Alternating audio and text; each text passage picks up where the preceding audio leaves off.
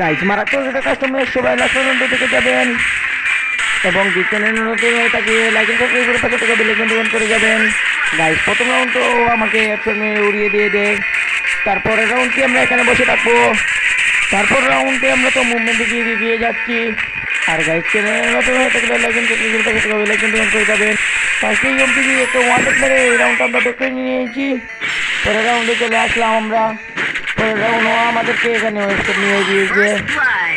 তারপরের রাউন্ডে কি আমরা বসে থাকবো এখানে, অস্ট্রি লেভেলের একটা 100 দিয়ে দিয়েছি এখানে। তারপরের রাউন্ডে আমরা পিকে আসি, পিকে আসার সাথে সাথে আমরা এখানে মাই পেয়ে যাই। গাইজের পর আমরা পরের রাউন্ডে চলে আসি, তারপর এখানে আমরা ওকে আলফা পাতলা ড্যামেজ দিয়ে দেই। তারপর ওকে ইউএমপি দিয়ে অস্ট্রি লেভেলের একটা 100 দিয়ে এই রাউন্ডটা আমরা বের নিয়ে নেই। পরের রাউন্ডে আবার আমরা এখানে গুলাল মারি চেক করেছি।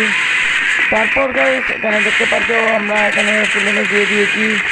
তারপর অস্ট্রি লেভেলে একটা 100 দিয়ে দিয়েছি এখানে। এরপর টাওয়ারের দিকে এখানে আমরা চলে এসেছি, তারপর অস্ট্রি লেভেলে একটা 100 বসিয়ে দিয়েছি ওর মাথাতে।